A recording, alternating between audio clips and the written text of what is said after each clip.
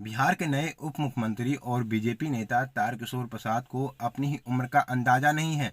ऐसा हम नहीं कह रहे, बल्कि खुद डिप्टी सीएम अपने पिछले चुनावी हलफनामे में कह आए हैं।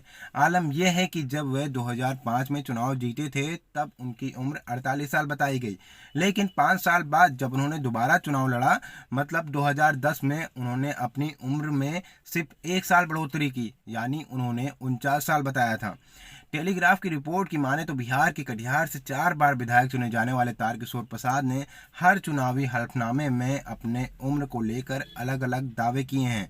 अब 5 साल में सिर्फ 1 साल बढ़ने के बाद बिहार के डिप्टी सीएम ने अगले चुनाव यानी 2015 के चुनाव में अपनी उम्र 52 साल बताई। यानी पूरे 5 साल बीत जाने के बाद एक बार फिर विधायक साहब की उम्र में सिर्फ 3 साल का इजाफा हुआ। अब उनको लगता था कि चुनावी में जो उम्र का होता है वो हेर फेर करने से किसी को कुछ पता नहीं चलेगा, लेकिन उनको ये नहीं पता चल रहा है कि इसमें उनकी उम्र को लेकर ही कितना विवाद बढ़ा हुआ है। अब कुछ पब्लिकेशन इस पूरे मामले को लेकर चुटकियां ले रहे हैं और कह रहे हैं कि ये तभी संभव है जब यहाँ आइंस्टाइन की थ्योरी द रिलेटिविटी लगती है, जिसके मुताबिक अगर कोई व्यक्ति अंतरिक्ष यात्री प्रकाश की गति के साथ ट्रेवल करता है तो उसके लिए समय की रफ्तार काफ़ी कम हो जाती है, यानी उस अंतरिक्ष यात्री की उम्र बाकी लोगों के मुकाबले कम होती है। अब आगे बढ़ते हैं और बात करते हैं डिप्टी सीएम तारकिशोर प्रसाद के चौथे चुनाव यानी 2020 के चुनाव की।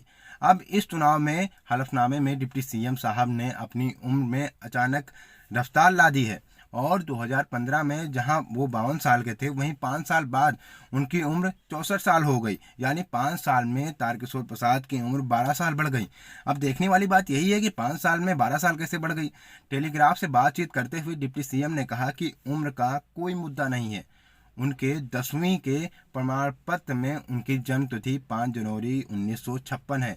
अब इसी को लेकर अपनी उम्र मानते हैं। उन्होंने कहा कि अपनी असली उम्र छुपाने के पीछे उनका कोई इरादा नहीं है।